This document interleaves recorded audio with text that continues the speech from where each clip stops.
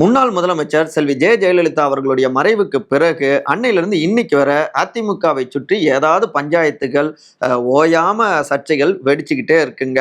இது ஒவ்வொன்றிலுமே பாஜகவுடைய ரோல் இருக்கு அப்படின்னு பேசப்பட்டு கொண்டே இருக்கு. என்னதான் நடந்துகிட்டு இருக்கு பாஜக அதிமுக கூட்டணியில? இதுல பாஜக உள்ள என்ன அப்படின்னா, இங்க இருந்து தமிழ்நாட்டில இருந்து ஒரு 3 டீமா இருக்காங்க.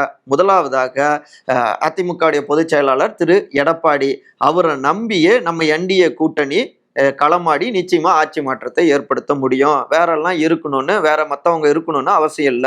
இப்படி ஒரு ஆதரவு குரல்கள். பிளான் பில பார்த்தோம்னா, இன்னொரு டீம் பார்த்தோம்னா, இல்லைங்க, ஒருங்கிணைந்த அதிமுகவால மட்டும்தான் நம்ம கூட்டணியை வெற்றி பெற முடியும், தமிழ்நாடு முழுக்க வாக்குகளை வாங்க முடியும். இந்த இடத்துல ஒருவேளை எடப்பாடி முரண்டு பிடிச்சா அவர் அந்த தலைமை பொறுப்புல இருந்து தூக்கிட்டு அவங்க சமூகத்திலேயே கொண்டு வந்துடலாம் அப்படின்னும் சிலர் தெரிவிக்கிறாங்க. இதுல சில ஆர்எஸ்எஸ் தலைவர்களும் இந்த மாதிரியான கருத்தை முன்வைக்கிறாங்க.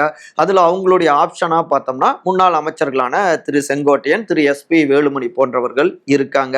மூன்றாவது குரூப் அப்படின்னு பார்த்தோம்னா, அதிமுக ஒருங்கிணைந்த அதிமுக இருந்தா அவங்க பலமா மாறிடுவாங்க.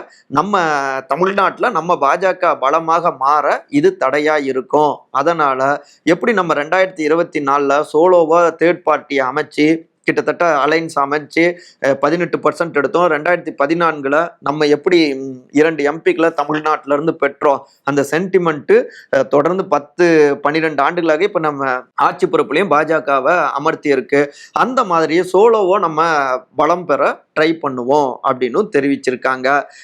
முன்னாள் தலைவரான திரு அண்ணாமலை போன்றவர்கள் இப்படியான பாஜகவை வளர்க்கணுங்கிற குரலை ஓங்கி ஒலிக்கிறாங்க.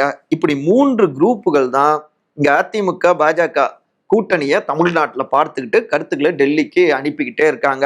இதை ஒட்டித்தான் சூழலுக்கு ஏத்த மாதிரி வியூகங்களையும் மாத்தி மாத்தி அமைச்சு முன்னெடுத்து கொண்டு இருக்கிறார் உள்துறை அமைச்சரான திரு அமித்ஷா அவங்களுடைய டீம்ங்கிறாங்க.